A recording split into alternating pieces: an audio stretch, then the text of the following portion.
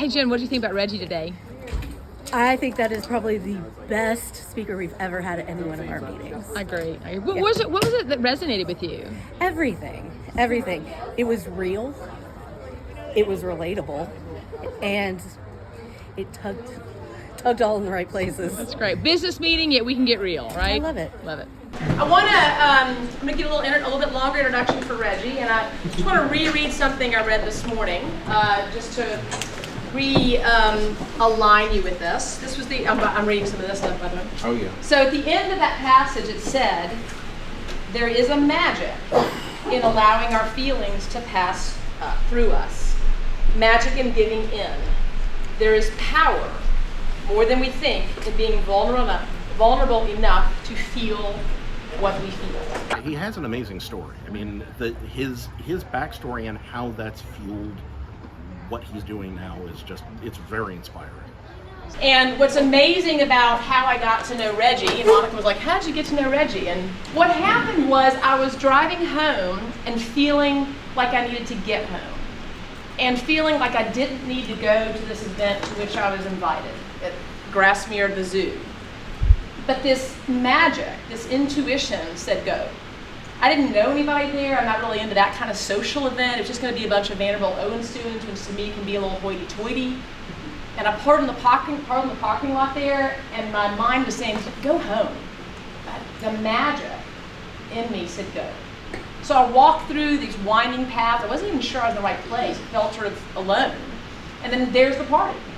And I walk up and I get my name tag and I'm looking around, I don't know anybody, and that little negative voice in your head is, you don't know anybody here, do you? Nobody cares to meet you.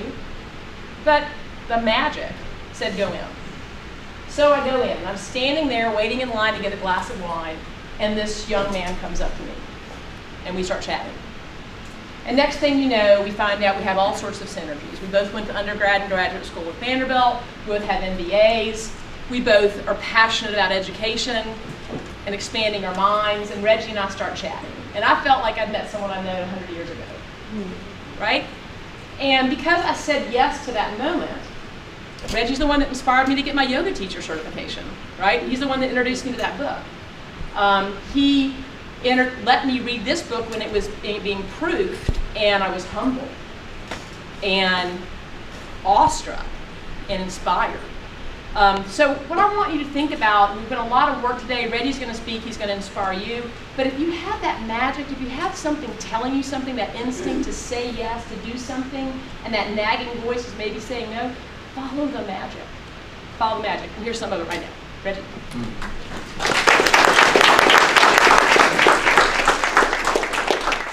Can we give it up again for Becky? Because that was more inspiring than I think. That was fantastic. Yeah, come here. I love this woman right here. I love you too, man. Thank you. Thank you. Yes. Thank y'all. Thank all of y'all for showing up, coming here to Nashville. If you can hear, say persevere.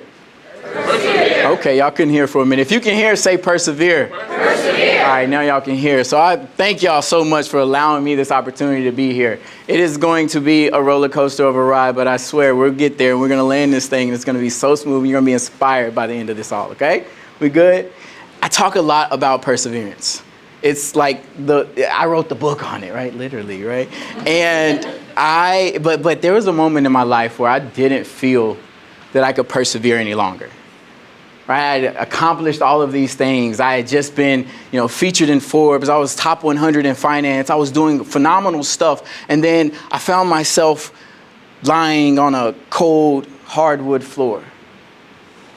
If you've cracked open the first page of the book, you saw this, crying my eyes out, bawling, while my wife tried to console me, trying to wrap my brain around the reality that I was living and what got me in that position. It was one of the most difficult times in my life.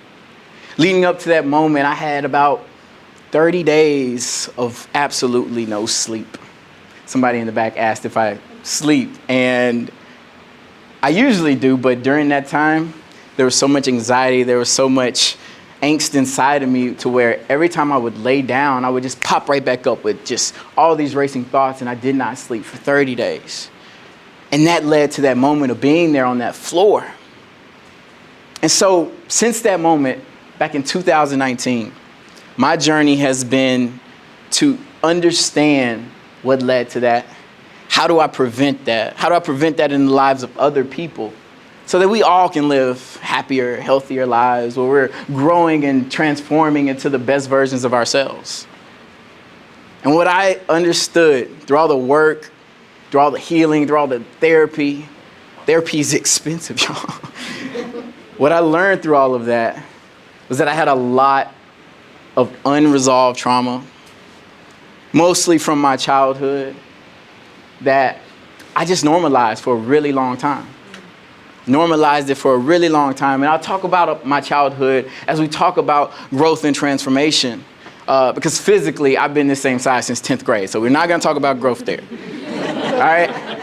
We're going to talk about growth and transformation in the mindset, in professional and personal development, the things that I've done, and maybe that can help you in your journeys.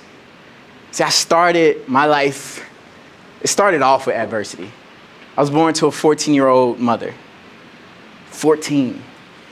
I'm 15 right now, but she was 14. No, I'm kidding. But 14 years old, just sweet, tender young girl, had me. My dad, he was not in my life as I was growing up. He spent most of his time in the streets. So I was being raised by my grandmother, who was 29 years old when I was born. So there was a cycle of these babies having babies, and then there was me, being born into poverty, being born into violence and crime and seeing domestic violence and seeing gangs and all of this. I had more exposure to things like that than I had to all the positive things in life before I even stepped foot in a school. It was difficult. It's extremely difficult.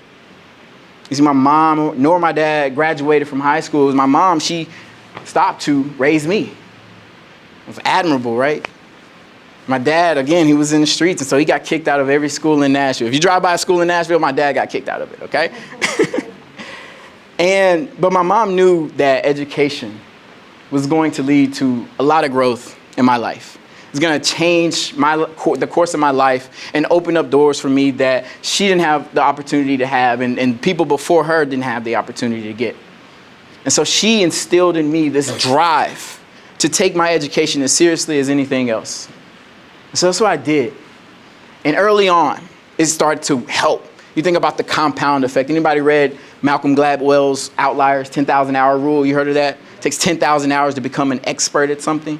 Well, that's what my mom was doing with kindergarten, first grade, second grade work. Before I even got to that, I was already going and knowing what I needed to know.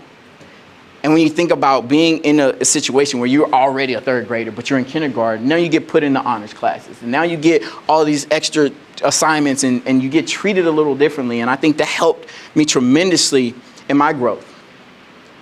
And because the education was so emphasized, sports were a thing of mine and I loved it, but it was always come back to education. Always come back to education. And then I had this opportunity when I was 10 years old for the first time to play organized sports. I was an athlete and I would play in the neighborhood and all of that, but I never had the opportunity to play organized ball because we didn't have the money. We didn't have the money for shoes. We didn't have the money for equipment, for registration fees or any of that. And so I would be the one showing up, supporting my friends from the sideline, being better than everybody else on the field. Literally, yeah. And then I got this opportunity through a program called Backfield in Motion. Backfield in Motion was started by a man named Joe Davis here in Nashville. And that organization eliminated all those barriers that I faced in getting that athletic achievement. And so he took travel, food, tutoring, all of that was incorporated into this organized football league. And so I got to play football for the first time when I was 10 years old, and it was a blast. And in that, I was exposed to a lot of different things. We had, like I mentioned, tutors, and it was mandatory that you go to tutoring. And for me, it was a no-brainer. Like I was going to go and I was going to do that. The schoolwork was something I had already had done before I got home anyway, so I'm just going to show up, get my check mark, and then get ready to play. But the people who were helping out with those tutoring sessions, the people that were coming in and volunteering, were folks at this very prestigious private school here in town. You never know who's watching. When you're working, when you're talking, when you're doing something, you never know who's watching. And there was this guy named Justin Elliott. I think he was a senior at the school, and he's just amazed at how quickly I was able to pick up concepts, how quickly I was able to do the work that he handed me that I had never been exposed to before. And so he decided he was going to introduce me to the school.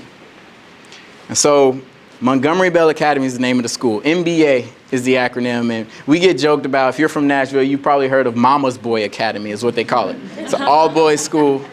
Yeah. And so I get introduced to the school, first introduction, quite similar to Backfield in Motion, where it was all about like sports. I'm going in for football, but then now I got to do tutoring. It was all about football. So I got introduced to a football game, and I went. And I'm a little kid from the hood, so the first thing I noticed when I get there at the stadium, there's thousands of people. Why are there so many white people out here? I had never seen that many white people in one place ever in my life. And if you flew into Nashville, like, you know, like you step out on that plane, it's white people everywhere. So I was just in this very subset of Nashville, and that was what my mind was, right?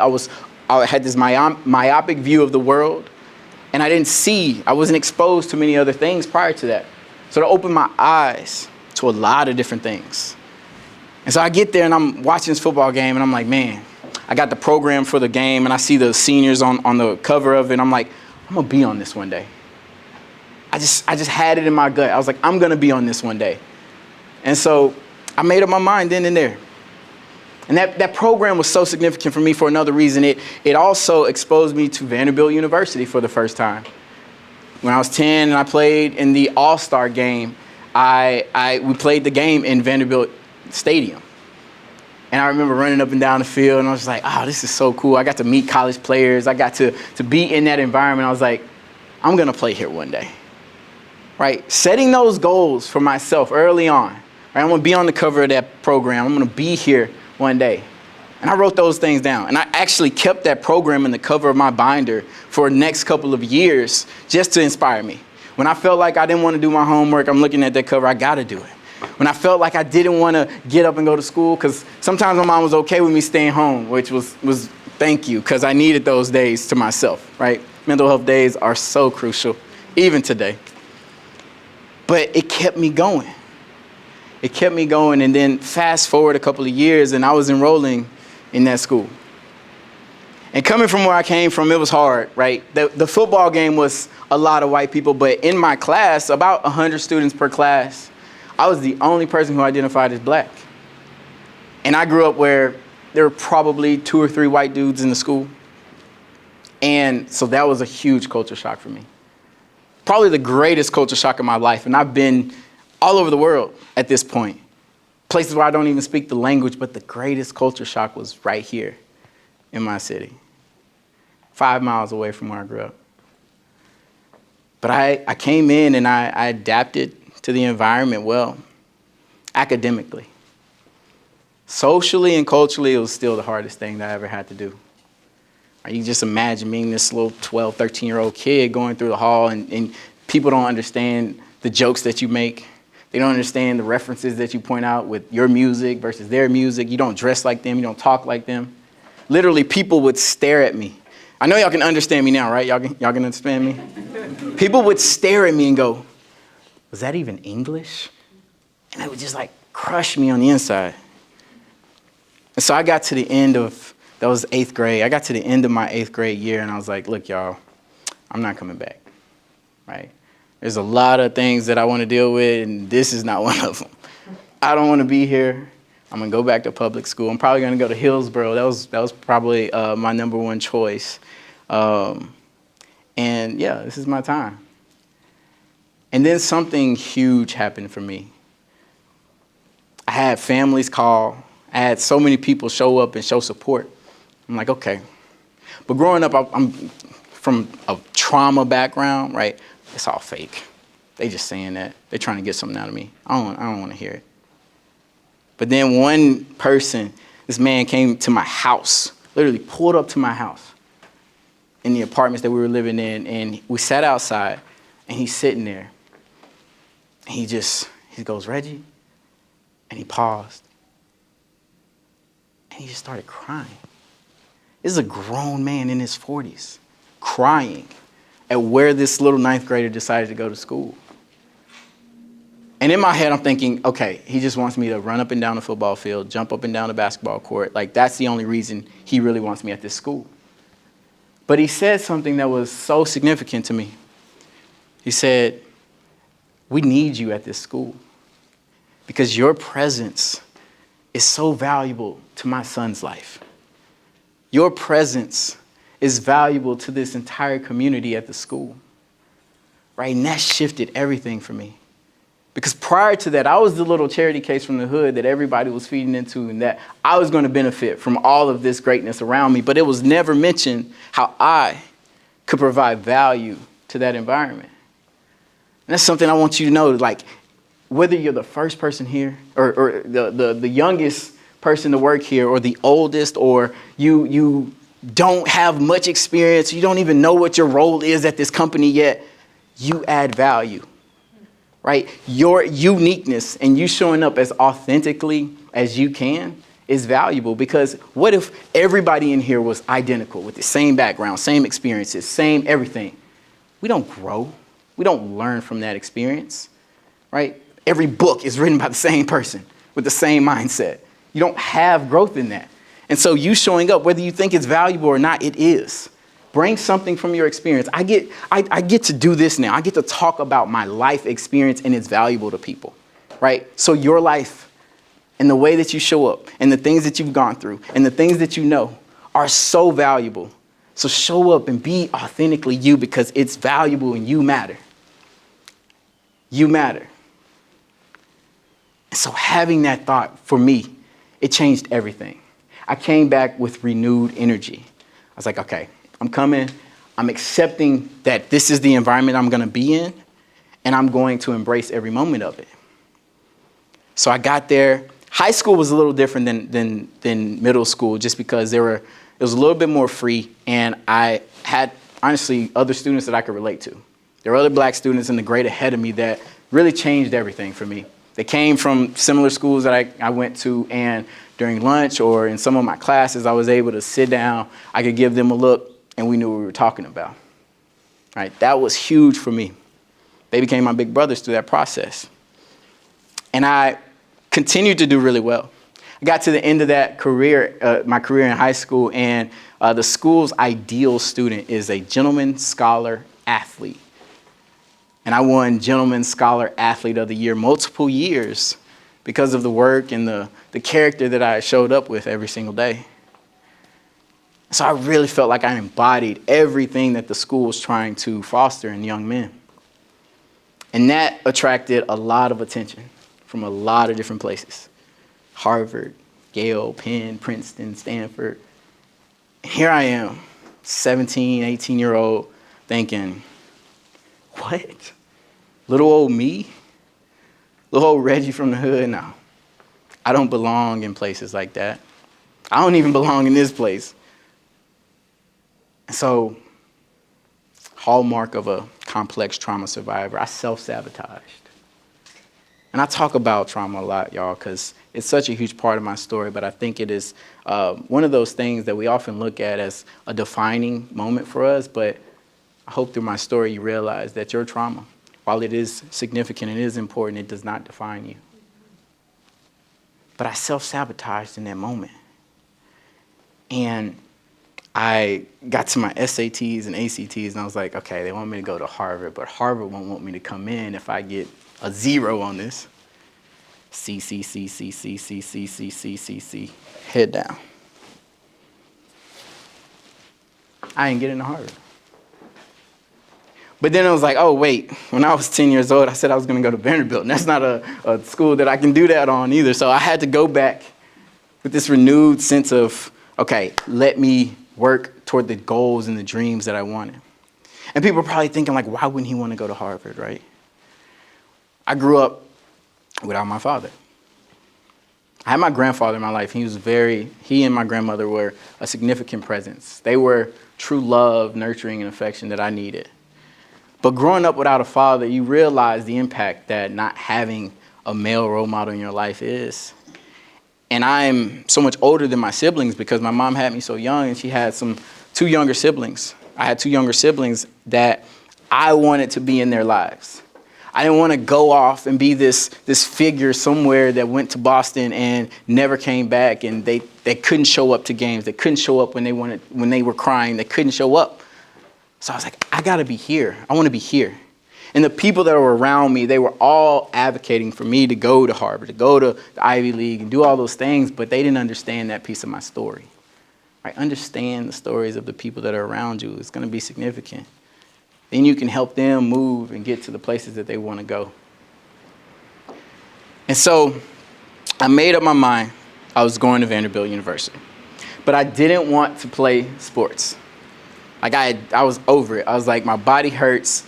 I cannot wake up and walk to the bathroom without hobbling. Like, I'm tired of this. Like, I'm over this. And I ended up getting into Vandy, and so it was academics alone. I was like, I want to be a regular student for once. This is going to be fantastic. I get there, and literally, first game of the season, I'm watching, and I'm like, I gotta get back out there. I gotta get back out there. You ever seen a dog like chase a bone? Like, I just had to go chase it, right? I had to, and so I decided I was gonna walk on. There's another part about that experience with Harvard and Yale and things. I wish instead of self-sabotaging, I had self-advocated. I wish I had advocated for myself. Just like I advocated for myself when I got to Vandy, I was like, okay, what do I want? I want to play. How do I do it? I'm going to go figure that out. I talk to the coaches. I go and I try out. I do all these different things. I wish I did more advocating for myself than sabotaging. Like, just like you in your position, right? You may be at the lowest part of the totem pole, if there is even a totem pole. I know Becky, and I know things are pretty much horizontal, but there is a part where you can climb up. Advocate for yourself. If you have skills that haven't been showcased in the things that you're doing, say, I think I can do this. Can I take on this challenge? Please give me that responsibility. I want to show you what I can do, right? Because nobody can read your mind. They hired you for a reason. You got a job description, and they're not going to know that, oh, this person wants to advance. This person wants to grow. So you have to advocate. You have to open your mouth. And a lot of times, if you've been in a situation where your mouth has been covered, you don't know how to do that, but grant yourself the permission. Grant yourself the permission to open up, speak your truth, and advocate for what you want. Advocate for what you want.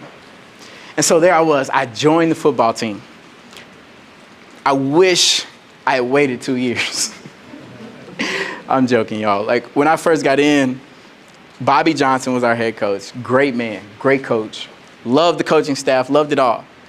But we were terrible. And I came from a school that, like, we were winning. Like, I ranked in the nation in high school to being the bottom of the SEC nearly every year in football at Vandy. It was hard. It was hard to lose a game and then see people want to go out and party. What? Like, that was weird to me. But the first 2 years, I had some great coaches. I had a great experience, and it set us up for James Franklin, and he's at Penn State now. Great coach, one of the best coaches I think I've ever had in my life. He came in, and he got things rolling around the city, around the athletic department. He had so much enthusiasm. He could sell Raid to a bug. Like, he was that guy. I loved him to death. Still do. Still talk to him to this day.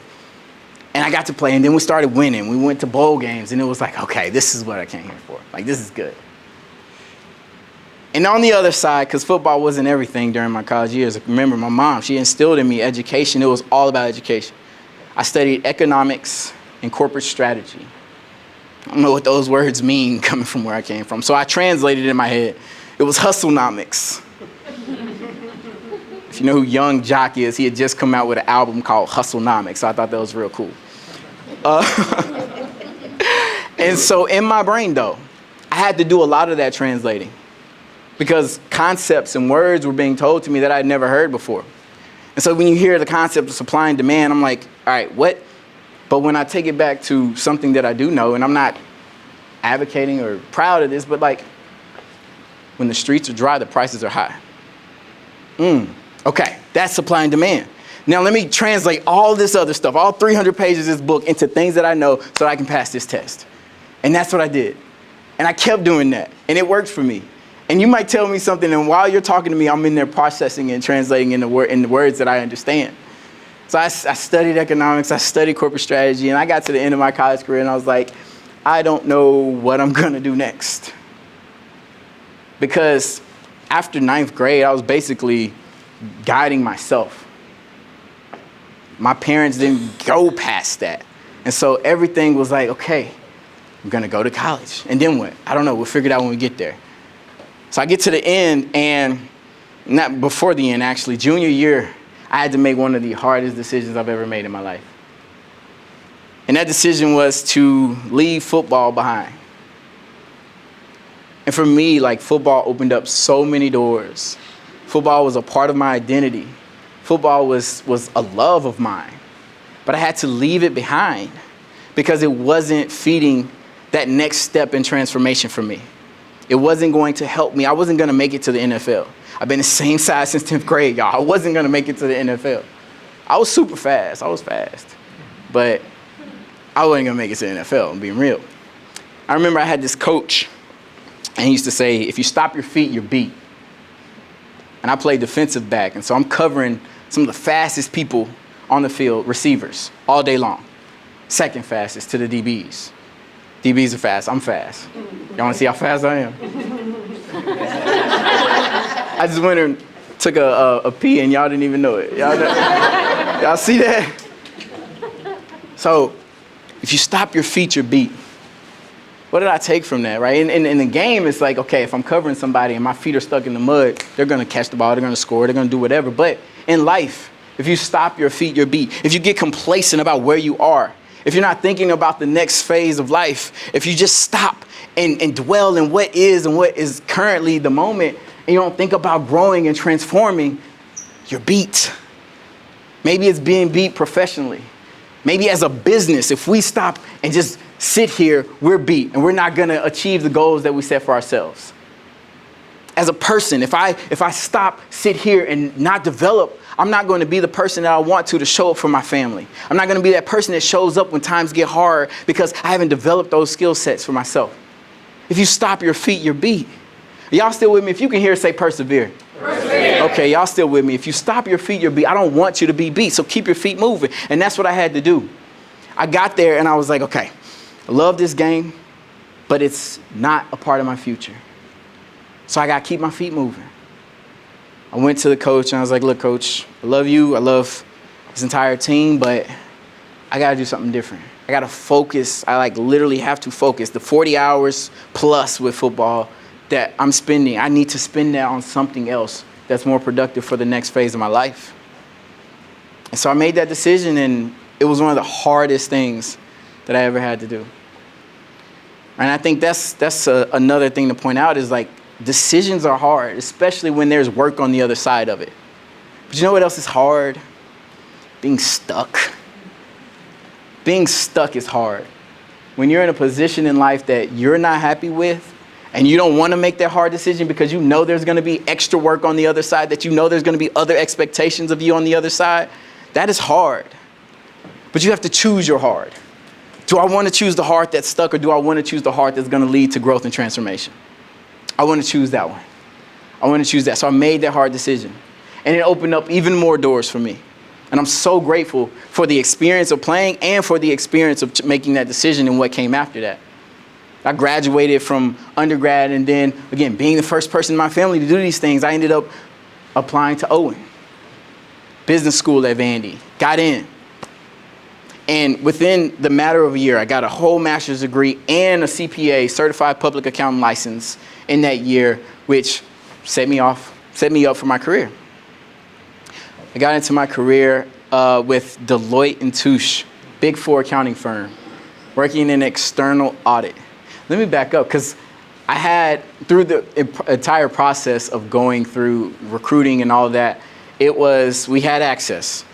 That was one great thing about the program at Vandy. We had access to all these firms and all these hiring managers and all these partners. And I had an offer from every single one of the firms, all the Big Four firms. And it didn't come down to how smart I was. It may have come down to what they thought my work ethic was, but they didn't truly know. You know what the resounding answer was when it was like, why did y'all offer me? Because we like you. Because we like you. And I think that is overlooked sometimes, just how important it is to get people, not to expect people to like you, because that can be a whole nother thing that you're chasing that doesn't fulfill you, but to be a likable person. right? I don't want to sit in an audit room. I was doing external audit with a person that I don't like for 14 hours a day. No. And that's what they were thinking. Can I sit in a room with this person for 14 hours a day and actually enjoy myself in his presence? So that's how I got the offer, being likable. One thing about external audit, it's a fast-paced environment. Anybody in here deal with auditors? Auditor requests, right? I'm the one that's coming and bugging you. Yeah. I'm the one coming, bugging you, asking you, can I get an invoice? Like, can I get 20 invoices? Oh, these didn't work. Can I get some more? Like, that was me. That was my day. Working with, Fortune 500 companies, going in and bugging the shit out of them, y'all. That was my day. And it was a fantastic experience. I absolutely loved the people that I was working with. I loved the company. It was absolutely amazing. But again, thinking about growth and transformation, it wasn't what I saw myself doing for the rest of my life. So I soaked it all in. I soaked it up. Everything that I could learn from that experience, I did. And then one day I was just like, I was upset. I was driving home and I was upset and I didn't know why. And this is before I got into yoga and meditation and mindfulness. And I was just like, why does my body feel so angry right now? And it was just a matter of I wasn't being satisfied. I wasn't fulfilled. So it came down to like, I need fulfillment in what I do. And around that same time, I read this quote by Steve Jobs, and it really helped spark some things for me. It said, work is going to fill a large part of your life. And the only way to truly be satisfied is to do what you believe is great work. And the only way to do great work is to love what you do. And if you haven't found it yet, don't worry. Keep searching. Don't settle. Because as with all matters of the heart, you'll know when you find it. So I read that one night. I went into work and I was like, to all my fans, comma, I'm out.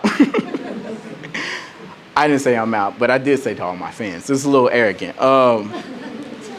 But I think all the people that were a part of that journey for me, who helped develop me in that early stage of my career, but telling them that there was something more that I was searching for. And I had this level of introspection where I was thinking like that.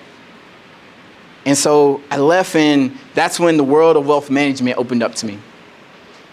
I hadn't known much about wealth or management or any of that growing up. And so those words alone were foreign to me.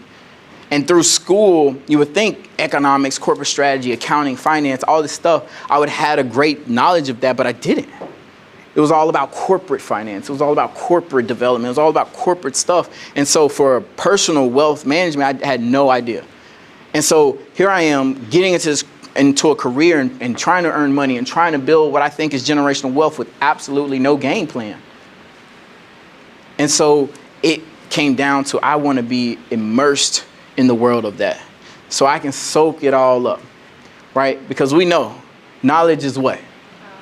Knowledge is power. That is absolutely wrong. Applied knowledge is power, right? If you read a book and it says wake up at 5 o'clock every morning and you will be successful, and it says 100% of the time you will be successful, you have the knowledge that what time? 5 o'clock will make you successful, but you wake up at 5:30 every day. Are you going to be successful? Maybe, maybe not, but it's not 100% guaranteed like the book said it was. You got the knowledge, but if you don't apply it, then it doesn't mean anything. And so I had to gain the knowledge so that I could apply it to my life. And then again, going back to the hustlenomics, let me translate some of this stuff, because like you told me the stocks and they do this and then they do that and the bonds. And so it was a whole new world of understanding those things for me. Steep learning curve. But it was something that I was passionate about. Because then I had this desire to build generational wealth, to help others build generational wealth. And so I soaked it all up. I got the knowledge. Now I applied the knowledge. And then for me, again, like y'all see, like I didn't grow, but the growth in my mind just kept going. I decided like, okay, I learned enough. Not enough. I learned what I needed to learn up to this point in my career. I want to do something with that. And I wanted to start a business. I'd always been entrepreneurial my entire life. Sold candy, sold shirts, sold fireworks, sold knives. I sold all kinds of stuff, y'all. Anybody sell Cutco? Like Cutco is a good job. Yeah, Cutco. Cutco is fantastic. Sponsor me, Cutco. I was very entrepreneurial, and I wanted to make something of the knowledge that I had gained. And so something came to me. It was Rose Creek Wealth Management. And that name, the name for the company, Rose Creek, actually had it years and years before. And I want to pull something out because I don't think I've shared this with many of y'all, or I don't know many of y'all, but this little card right here. It's a little boy. I don't know if y'all can see that. It's a little boy looking at a rose growing out of concrete. Right? It's laminated. And then on the back of this are affirmations that I wrote. Probably 7 years before I started this company. But this was something, this kid kind of looks like me. This was something that I kept right there next to my mirror, and I read to myself every day, morning and night. And I'm going to read it to y'all. I haven't read this in a while. It says, I am meant to succeed. I am blessed. Everything I touch prospers and turns to gold. I'm attracting joy into my life. I'm confidently expressing myself openly and honestly. I'm effectively communicating my needs and desires to my loving partner. I enjoy exercising regularly. I make healthy decisions. I'm a loving brother, son, husband. I'm looking around. This one makes me cry sometimes, y'all. I'm looking around at all the faces of the people I'm helping, and I'm thrilled to know that I make a difference in their lives. And then the last one says, I'm proud to be the CEO of Rose Creek, 7 years before the company was even thought of. And I would read this every morning and every night. And putting those subconscious thoughts in my brain created the reality of what you see, of what happened, of all the things. Right? And this idea, I got this idea from a motivational speaker. I was doing a CPE event, Certified Public Accounting, like education, continued education. And this man got on stage and he's like, out of 500 people in this room, 2 of y'all are going to do this. 2 of y'all are going to make a card like that, go to FedEx, get it laminated, cut it up, do all that, and keep it in your pocket and actually read it and apply it, right? Gave us the knowledge. But only 2 out of 500 are going to apply that knowledge. I like to think I was one of the 2, right? I want y'all to do that. I want y'all to do that, right? Get a little piece of paper. It's not fancy. Find a picture online or a picture in your phone. Print it out, and then on the back of it, preferably in the size of like a little card that can fit in a wallet or purse, and just write your affirmations, right? I am destined for greatness. You are. You are. And so I started this company called Rose Creek. The name derives itself from the rose that grew from a crack in the concrete. Through all the perceived impossibilities, poor soil, little light, no water, this rose grew. And we don't look at it and say, oh, but it has some damaged petals. It's leaning to the side. And we marvel at its tenacity to reach the sun. And I felt that that had epitomized my life up to that point. And I wanted to celebrate that, not just for me, but for countless people, all the other roses in the world, right? I wanted that to be a part of the story, a part of the legacy. And so I started the company to celebrate that. And it was a success. It is a success. Helped me achieve things that I never thought imaginable. Get to meet people like y'all, get to meet just fantastic people all over the world.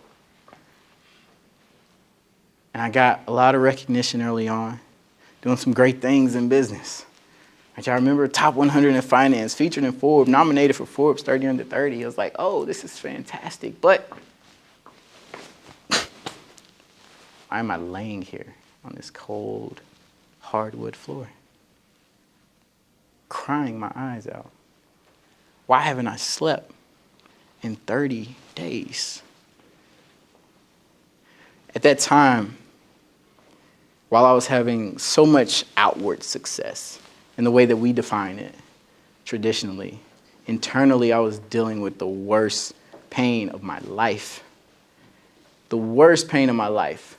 Losing people, losing family members to death and to estrangement. I was grieving so much loss. I was overwhelmed by anxiety. I was overwhelmed by depression. I wouldn't want to get out of bed. I didn't want to talk to anybody. I would see the meeting pop up on my calendar and let it pass, which was so unlike me. But at the time, I was just like, I don't care. I don't care about any of that. The things that I cared about most were gone. And then after that moment of lying there on the floor, I got up and I was like, that's not me. That's not me. I need to start to develop myself in a different way. Forget what the world has told me success looks like. What does success look like for me? And it doesn't look like lying on the cold hardwood floor. It doesn't look like not sleeping. It doesn't look like not talking to people, because that's not me. So what do I have to do? I have to go check out this brain of mine, right? Understand this trauma that I've been through. Understand that it has done a great job of building this resilience and propelling me up to this point. But there's a point in which it wasn't helping me anymore. And so I had to understand it, and I had to do things to better that, to improve that. Right? There's going to be a lot of pain, and some of y'all are probably dealing with pain right now, and I'm sorry if I've triggered any of that, but you're probably dealing with pain, but you can get through it. Because what I would know about pain, what I know about life in general, is that everything is temporary. Right? You may be thinking like, no. But in life, everything is temporary. Yoga teaches us this. Right? You get yourself into a very uncomfortable position. This suit is too tight for me to do any of that, but you get yourself in a very uncomfortable position. And what do? You breathe. Everybody take a deep inhale in and a slow exhale out. And then the uncomfort is gone. The discomfort is gone. Right? You breathe a couple times in that uncomfortable position. Just like in life. You're going to be faced with adversity, with challenges, with struggles. Just like in business, you're going to be faced with a deadline that you don't know if you can meet, but you're going to breathe and you're going to get through it, because right after that deadline, you're going to be like, we did it. It wasn't perfect. Nothing in life is perfect. That's unrealistic. But you got through it, and you're going to keep getting through it. And the hard things that you're dealing with professionally, the hard things that you're dealing with personally, you're going to get through it. I have faith in you, because you're destined for greatness, and you matter. Right? Every single one of y'all are fantastic in your own unique individual ways. I love to see it. Right? And I think about how I was able to do all those things, and it came to me that there was this process. There was this process that I had internalized and developed without even knowing it. I called it the process of perseverance. If you can hear, say persevere. Persevere. If you can hear, say persevere. Persevere. Raise your hand if you want to hear the process of perseverance. You want to hear it? Okay. Raise it higher. I didn't see everybody's hand. Okay. So the process of perseverance. You can write this down if you want. But it starts with pain. Pain. Pain to passion. Passion to purpose. Purpose to power. Power to peace. Now let's come back to pain. Right? Any great thing that I've ever done in life was driven by pain. Pain is one of the greatest motivators. It is a great motivator in life. You put your hand on a burning stove, what are you going to do? You're going to move it away, because that pain said, get your hand out of there, right? That is going to automatically create this passion to want to stop whatever the pain is. You're going to have passion within you to do something, to do anything, right? But what is passion? Passion can be a bunch of different things. We see a lot of crimes committed in passion, don't we? Right? So passion alone isn't good. Right? Passion is this 360 light that's just shining everywhere, but you got to focus that. You got to focus that light like a laser beam. That's where purpose comes in. Purpose is your why.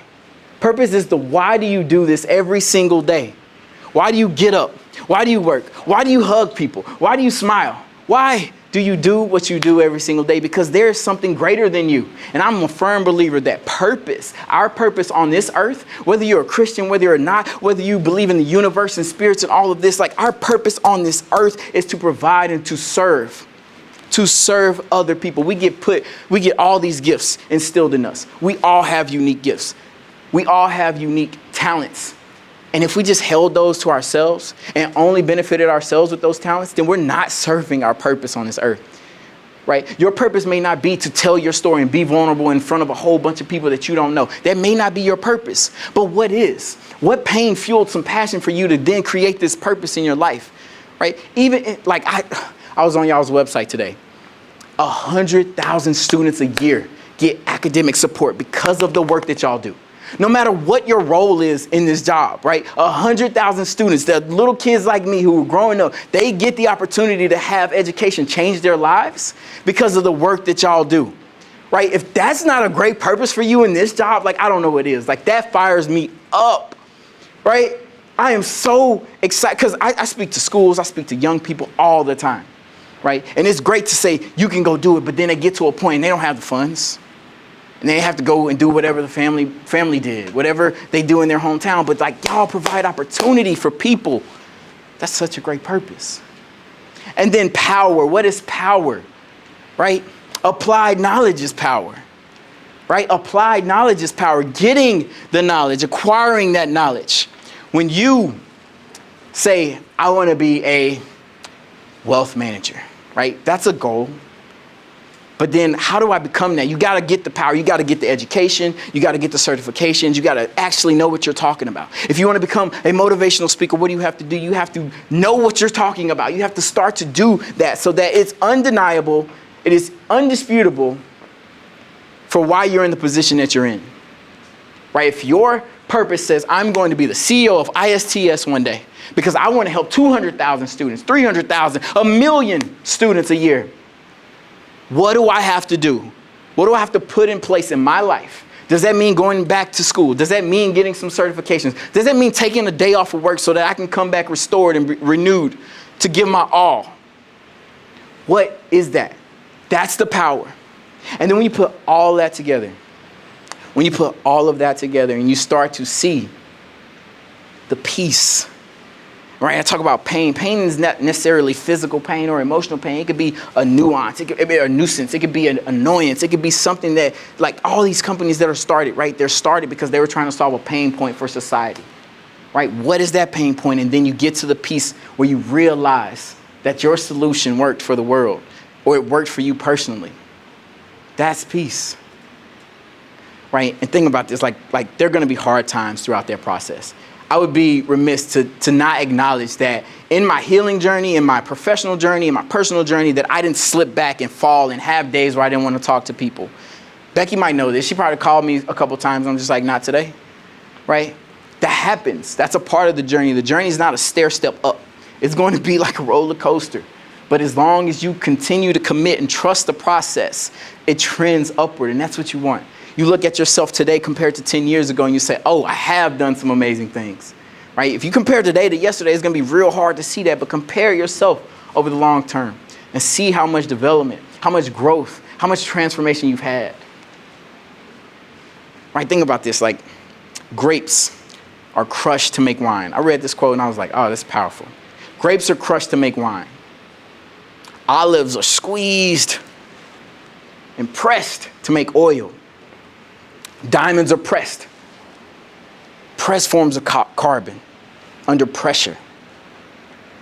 So when you find, and seeds are covered in dirt. So when you find yourself pressed, squeezed, right? Confined under pressure and covered in this darkness, know that that is the point of transformation for you. Right? There's something good on the other side of that. Embrace that. But you have to acknowledge it, and then say, I'm going to make something out of this moment. Embrace it. And then on the other side of that, you'll have peace. And when you get to peace, you'll realize that right now is all we have because the past no longer exists. And the future never was. You get it? So right now, this is it. People ask me why I do what I do, and this is what I tell them. I get on stage and I talk about the pain so that nobody has to feel them. Because the pain from my past does not dictate the present. And the fear of the future only worries me if I let it. Because all I have is now, a moment to share with you, to tell you about my past and all the things I went through. Abused and neglected, a lot that's hurt me. But I rise above it, and you can too. Just keep working. Take your losses and turn them into lessons. Give grace and give back. It's the way to many blessings. Speak with conviction and love with no conditions. I'm going to say it again. Speak with convictions and love with no conditions. Stand tall, stand proud, and unlearn unhealthy traditions. Follow your passions and believe in your visions. Fall in love with the process and stay firm in your intentions. Trust that the results, whether they be business, personal, professional, will be a byproduct of the work. And don't bottle up emotions, because as we know, bottles can burst. Create the life you choose to live and surround yourself with those you love. Give thanks for every breath and linger with every hug. For all we have is now, this moment, this day. Spread light and love everywhere you go and tell people that's the ISTS way. Thank you. I appreciate that.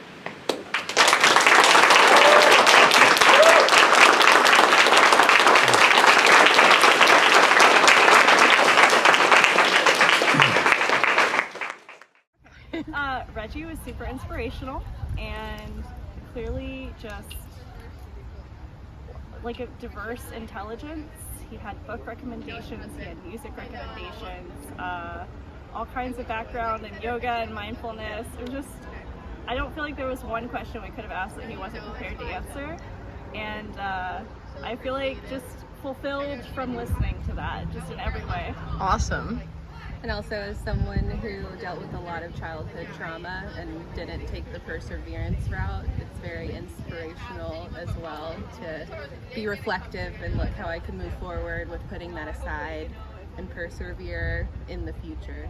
Awesome. Thanks, guys. I thought it was awesome. It was, as I was sitting there, I sort of was thinking there are some things that he went through, which hence my question, that I went through, and I was just curious how he handled them as opposed to how I did. So no, I thought it was awesome, and I enjoyed the story.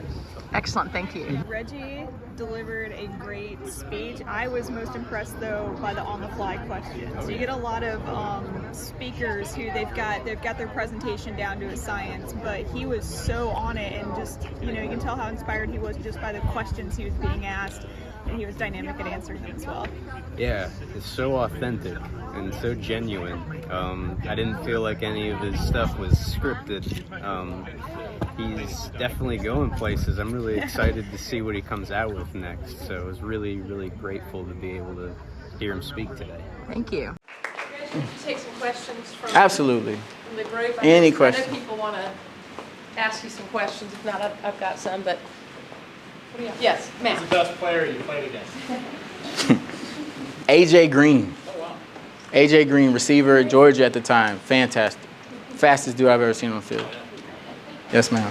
Has your mom or dad heard you speak like this? No. So part of the build up to that moment on the ground was around certain relationships in my life. Still to this day, those relationships are not where I would love them to be. I think when you start to grow, another thing about growth is that I realized this when I got a dog. I got this little puppy. For the first 6 months of her life, she didn't shed. And I was like, okay, we got a dog that doesn't shed. This is fantastic. But then like 6 months and she's shedding all over the place. And it just like had me thinking, like, in order to grow, sometimes you have to shed old habits, old behaviors. Sometimes it's people. Sometimes it's energy. Not everyone is going to be as accepting of that growth in you as you would like. And so I would love for them to see me speak. I've played out scenarios of when they come and what I'm gonna say and how proud I'm gonna be of just having them there, but not to this point. What would you say to people who always have an excuse why not to? Right? They say they want something, they say they want to do something, but then there's all these reasons why they don't, right? Like, oh, that's been done to death already. I won't make any money at that. Nobody wants to hear that from me. Like, there's, you know, I know some people like that, right? Yeah. Sometimes I'm in danger of being that kind of person. And so, you know, if you were having a one-on-one conversation with somebody like that, what would you say to them? I would tell them to walk out to the dumpster, right? And I'm not gonna tell them throw that thought in there, but look at the dumpster. It probably has a company name on it. Waste Management. Used to be BFI. You can make money doing anything. I like that. You can make money picking up trash. You can make money, you know, walking people to their cars. Like, you can literally, if you provide a service to this world or a product to this world that's going to solve a pain point, solve a problem, then you can make money doing it.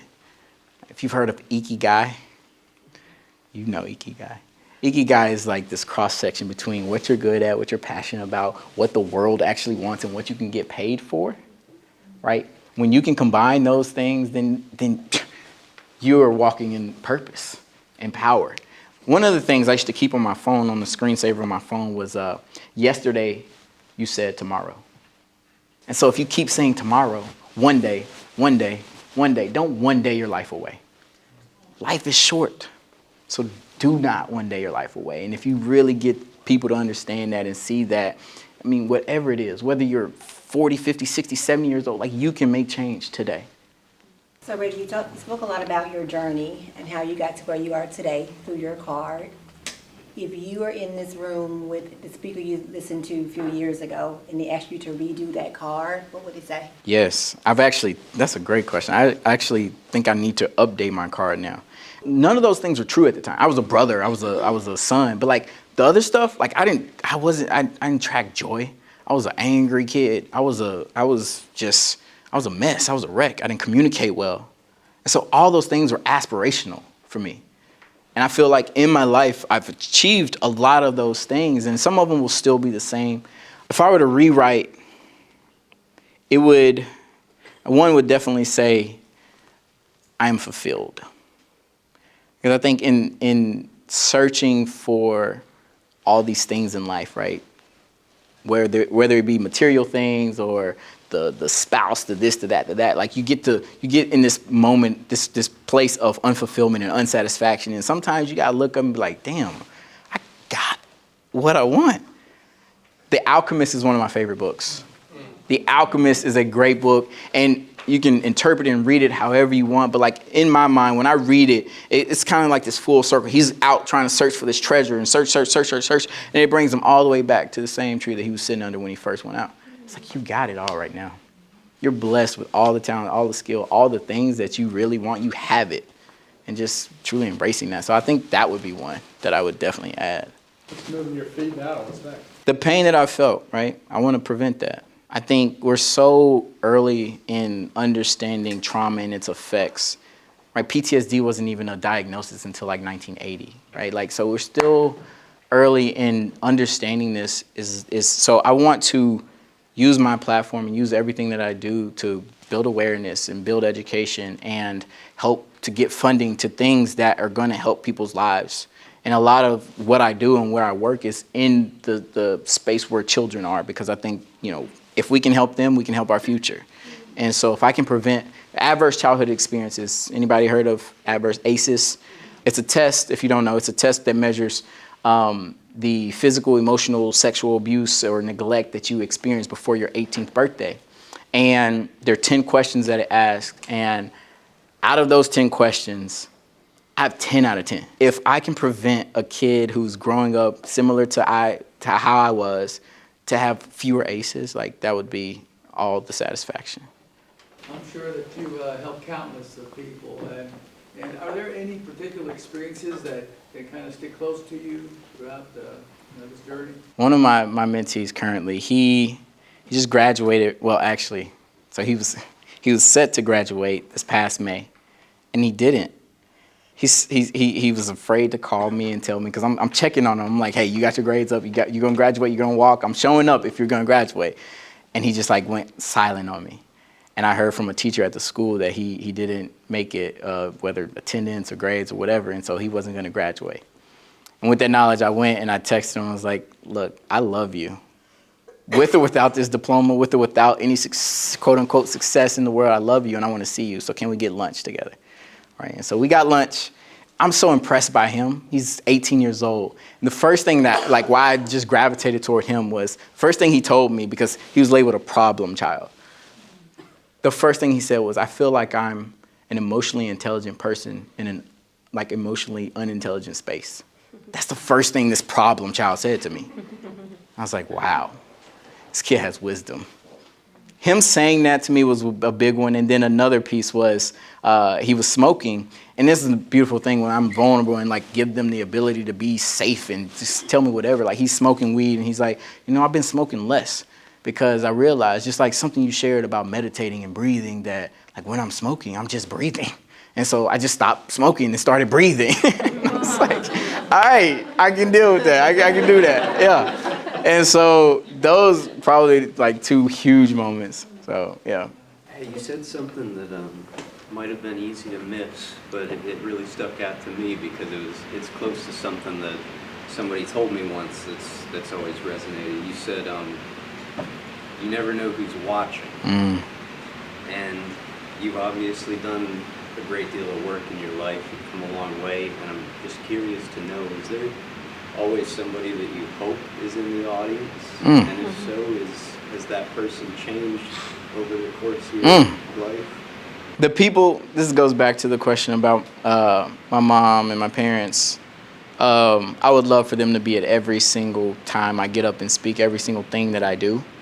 I don't think that has, it may have changed at a period where I was really angry and resentful deep in the feelings and emotions of it, where I was like, forget them. But if they would be at everything, that would be just the world to me. I think there are people like I'm one to believe, like, somebody asked if I believe that like my existence started right at birth. And this is not like abortion. It's not like that type of discussion, but it was like, did my existence start right at birth, or did I exist before this? And I'm like, yeah, my spirit's been around. I'm an old soul. I've been around. And so does it end at death? No. And so when I think about my grandparents, the 2 grandparents that provided unwavering love and support for me their entire lives and my entire life up until their passing, they're with me at all of them. And so I carry them with me close. So I have to ask this question anytime I get to ask, what kind of books would you suggest for someone to read if you were going to give a reading list? Check the last like 3 pages of that book right there. All right, that's all Yeah. I need. And they're classified by like categories. So like mindset, there's a component of race because racial trauma is a part of my story. There's stuff on positive mindset. There's a lot of different things in there. So check those out. But if I were to pick one, The Body Keeps the Score. I think that's information that it's groundbreaking still to this day of what it talks about. I think in normalizing the talk around mental health, destigmatizing that, and also recognizing that even what they class, I hate the term, but little T trauma versus big T trauma, like it's trauma, right? The worst thing that has ever happened to you is the worst thing that's ever happened to you. I don't care if it was something, you dropped your ice cream or you saw somebody get their head blown off. Like the worst thing, that is the worst thing that's ever happened to you. So I think that is a great book in helping understand that, like, okay, I'm feeling a certain way, why, and then addressing that. There you go. You talked about breaking generational trauma and disrupting the pattern of self-destruction. When we're deep in that cycle, sometimes pain points that lead to transformation can still feel like you're in the middle of the trauma, in the middle of that cycle. How do you get to that point where the pain feels like it can transform? So when you're breaking generational trauma and going through that transformation, sometimes while you're in that transformation is very painful.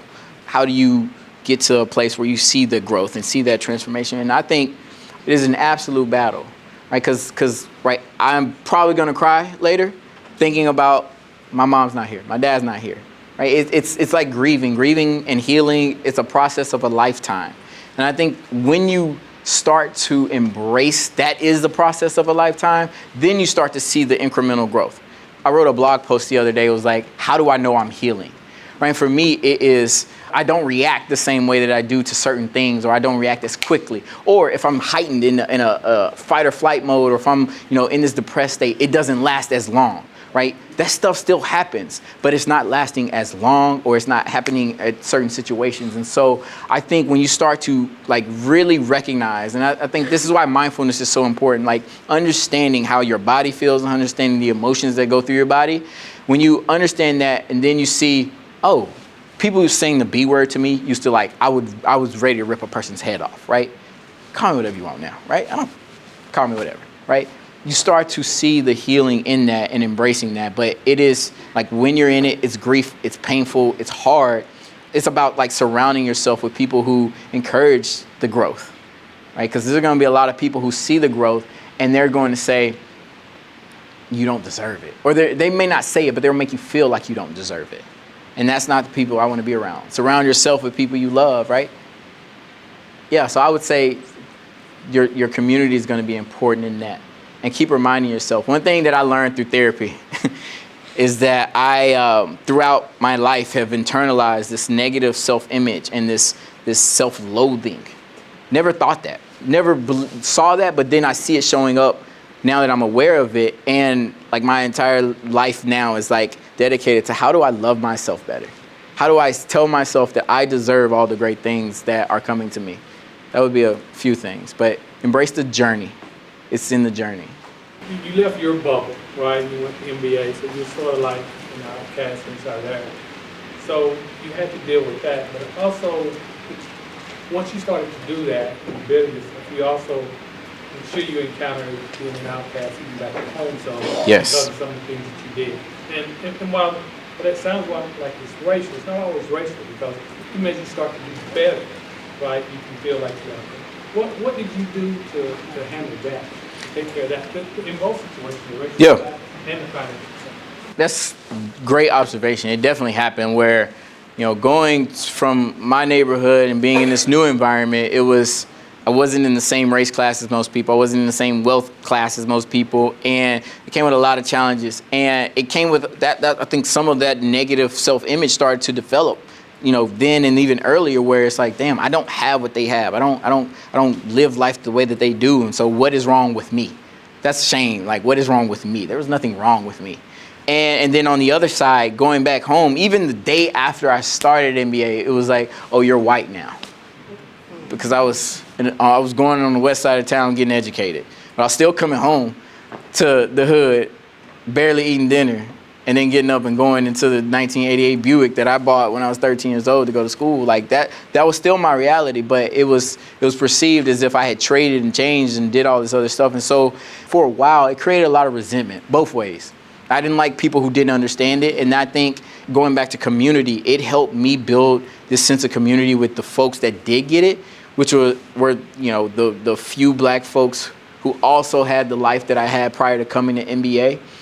Like Deontay, my best friend, Nathan. Like, I have some of these friends who, like, people don't understand our bond because it's so strong. But when you're in a situation like that where, like, you feel ostracized here, you feel isolated here, and, like, these are the only people that truly understand this thing that I'm going through, you get super tight. That's how I got through it all. It's like, okay, when I show up to the party and I got my Sperry's on, everybody gonna clown me if I'm over here. If I go over there and I got Jordans on, everybody's gonna clown me. Not now, but back then it was like everybody's gonna clown me now. And it's just like, man, forget it. I'm gonna go to their houses, right? My brothers, and we're gonna enjoy each other because we understand each other. We understand what we're going through. And it just boiled down to community for me.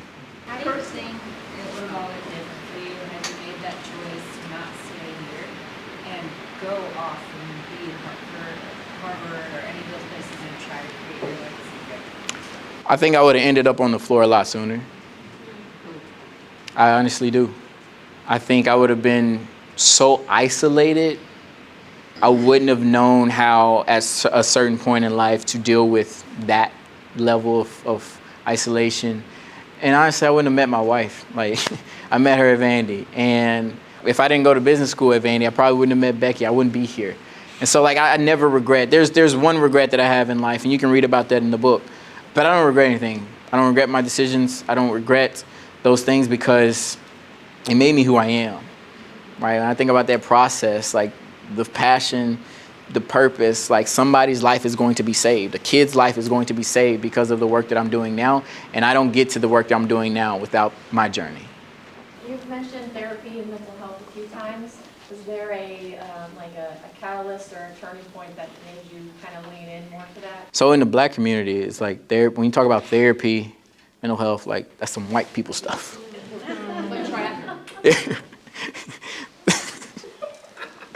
That's some white people stuff is what I grew up learning, right? But there was like this place where it was almost acceptable, and that was in grief. My grandmother passed away. And I had like agreed to go to therapy years before when I met my wife, who has 0 ACEs, adverse childhood experiences, and I have 10. She's like, some of the stuff isn't normal, you know? And I'm like, I'm gonna go. And then she told a friend that like I agreed to go, and like they were like happy about that. And I'm like, you just betrayed my trust. And so I was like, not gonna go for years. Because there was a lot of shame, right? There's a lot of shame around there. But then my grandmother passed away, and that was acceptable for me to go and see a grief counselor. And so I went and saw a grief counselor. And I'm like sitting there talking to this lady, and she's telling me stuff, and I'm breaking down, but then I'm feeling better. And I'm feeling better afterwards. And then like it just like kind of snowballed. Like I go to, literally after this, let me make sure I got time, because like I'm going to a therapy session right after this. Like seriously. Therapy right now, baby. Yeah, this is therapy. There's a form of therapy called narrative therapy. Right? Me being up here telling my story sometimes is painful and triggering, and you're in the pain sometimes, but there is so much growth in the vulnerability. And I think being vulnerable, whether it's with one person, with a therapist who you trust and who's not going to tell, or with somebody you trust at home, like there's so much pain, or there's so much progress and healing in that. So like find somebody that you trust who's going to hold your heart dear and communicate with them, because it's going to help you get it off your chest. But that was the catalyst. Like my grandmother passed away, and I was like, okay, I can go to grief counseling. And then it's been a ride since. Like I've been going. Where do you get your perseverance, never give up attitude from, especially coming from like a scarred childhood and not having a lot of guidance? It's very easy to go the wrong way. Mm-hmm. And you know, what is it that kept you going, being so positive? Yeah. Was it yoga, or what was it? I think part of the troubled childhood, if you want to call it that, the adversity from the past actually helped fuel that. When your worst day was at 3 years old and it wasn't dropping your ice cream, when your worst day was something significant early on, then when you're sitting in there and something breaking out, you're like, this ain't the worst. I can get through this. And so I think I had a lot of worst days early on in my life, made me think that whatever was coming after that wasn't going to be that bad. But even still, I think there are people who experience that as well and don't develop that perseverance. For me, I'm so lucky and fortunate that I had my grandparents in my life. Because, all these studies that show, what helps a kid develop resilience, it all boils down to at least one loving, caring, supportive adult. Right? You can throw all of these other resources at it, but like if one loving, caring, supportive, nurturing adult is there consistently, that is what helps a child build resilience. And I think with, experiencing those hard things and, developing this callus around my heart, again, that was protective for me for a while, ended up being maladaptive later on, and I have to soften that. Plus, their love is what got me here. That's why they're always with me. They're here. Y'all can say what's up. Wendy and Larry, y'all can say what's up. Yeah. All right, with so many statistics and so much research around the importance of like emotionally and physically present fathers, like what's something that you do, or even something that any of us could do to help support children or teens where a present father is not an option? I actually did a speaking engagement in Charlotte to a group of dads, and I had all these stats, like some crazy stats about the presence of a father and what that means. If you can find, and it doesn't have to be through an organization like Big Brothers Big Sisters, like we can support that, like support it, but like find someone, find that little one and show up for them. It doesn't have to be anything extraordinary. Like you don't have to spend much money to do it. It's just like, if it's a natural relationship, if you don't have like a child in your life, it's not a nephew or something like that where you can just like naturally make that, then yes, go find an organization to where they pair you with somebody. And it may not be the right fit the first time. It may not be the right fit the second time, but like keep working, because there is somebody that needs you and you probably need them more than you realize. And just showing up, like if you, and setting healthy expectations, because if I'm in a situation where I know I'm going to be moving in a year and this kid doesn't have that knowledge, right? Kids internalize a lot of stuff. And then at the end of that year, like you just stop showing up to the mentoring sessions and they're sitting there thinking, oh, I must have ran him off. I must be the problem. Everyone's abandoning me, right? So having clear expectations on the front end, hey, I really want to mentor you. We're going to be doing this for about 6 months, a year, whatever it may be. Do that and be consistent. And then tell them at the end, right? Our time of doing this is up, I love you, and like just making sure that what is going through their head isn't internalized about all the negative things that they probably are already thinking because their dad isn't there. At workplace functions like this, when you get into like the Steve Jobs quote and talk about finding purpose in great work and loving what you do you ever worry that you just like encourage someone to quit? Absolutely. Absolutely. Absolutely. No, absolutely. And I'll be honest, when I sent that email out, like I put the quote in the email to all my fans. I put the quote and I really wrote that. I'm like, damn, bro, like what? There's like on my team, like I worked on a team that worked at Bridgestone. So we were like a core team that stayed there pretty much year round. There were several people who quit from that team, and then several people within the organization in Nashville who quit. And I was like, oh shit. Like, and so like, I think that is absolutely something that I consider. I don't want you to be in a place, and Becky doesn't want you to be in a place. Like they're investing in you. If you get to a level of like, oh my God, I can go crush it doing something else that I'm more passionate about, then we're celebrating that. Like there's gonna be a job application that goes out. That's another thing, right? I don't want to say that because that's really gonna make y'all quit. We can not replace you because everybody, again, like your unique skill set, your background, all the things that you bring to the table, that is irreplaceable. No one, not even if you're a twin, has your exact same experience. And so that is irreplaceable. But a job function is, right?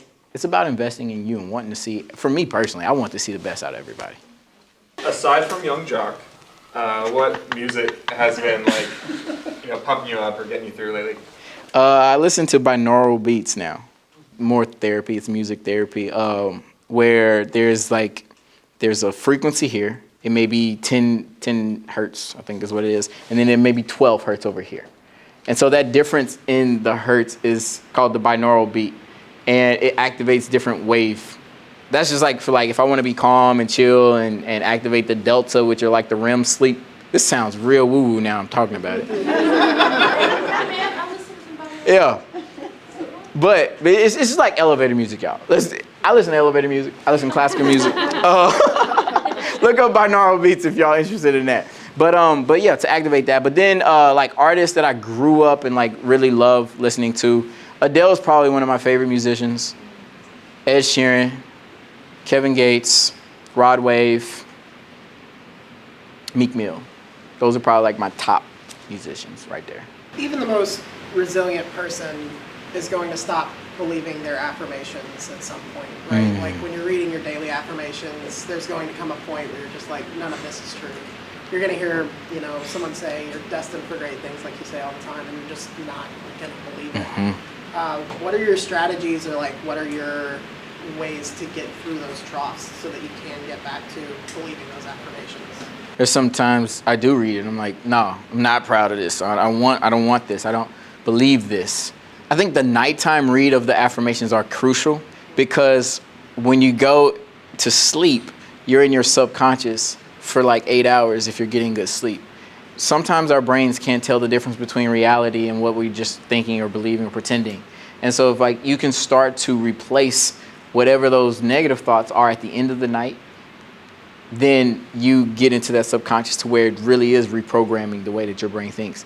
But I think to like truly answer your question, like that's a part of trusting the process and knowing that some days are going to be shit. Some days I'm not gonna feel like doing any of that. None of this matters, none of this works. But how can you surround yourself with people who are gonna lift you up when you get those days, who can recognize that and then lift you up? There's gonna be a time where like this is what I do.